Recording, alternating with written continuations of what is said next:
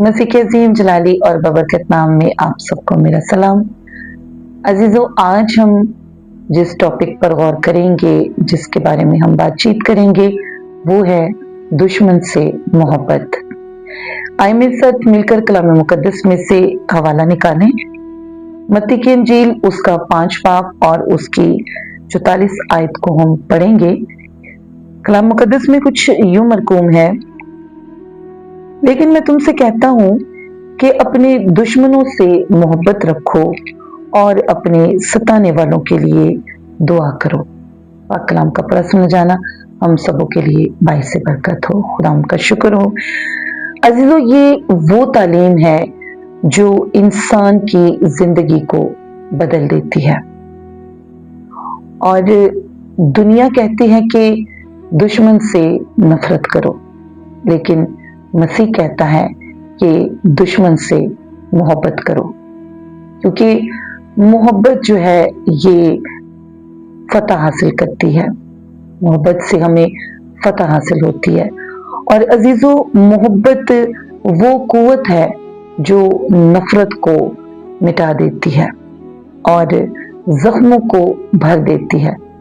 बल्कि मोहब्बत जो है ये दुश्मन को दोस्त बना देती है। मोहब्बत में ऐसी ताकत और कुव्वत पाई जाती है। खुदा जब अपने दुश्मनों से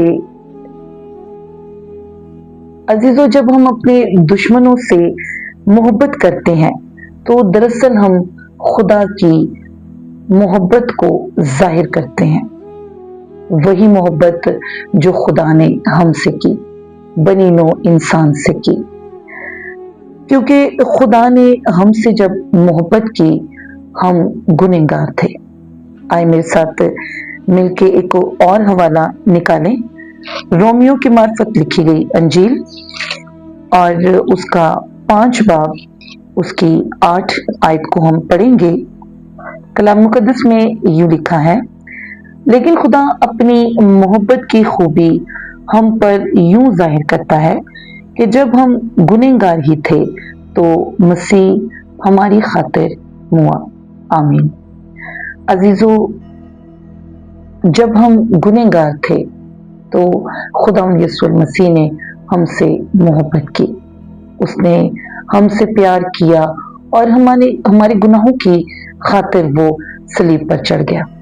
हमारे गुनाहों की खातिर उसने अपनी जान दी हमारी नजात के लिए, ताकि हम नजात हासिल करें और हम उसके बेटे और बेटियां बन जाएं।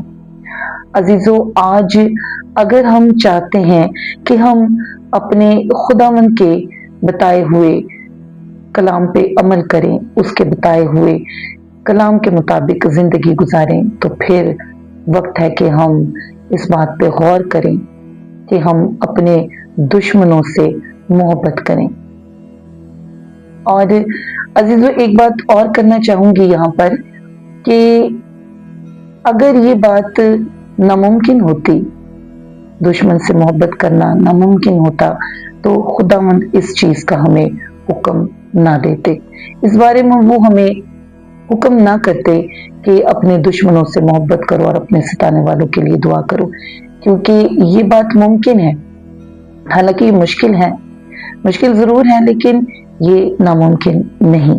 हम इस पे अमल कर सकते हैं कि हम अपने दुश्मनों से मोहब्बत करें और अपने सताने वालों के लिए दुआ करें। लिहाजा अगर हम वाकई मसीह के शागिर्द हैं, अजीजों, अगर हम वाकई मसीह के शागिर्द हैं, तो हमें अपनी जिंदगियों में भी उसी मोहब्बत को दिखाना होगा जो कि अल मसीह ने हमारे साथ की। तभी लोग जानेंगे कि हम अल मसीह के शागिर्द हैं।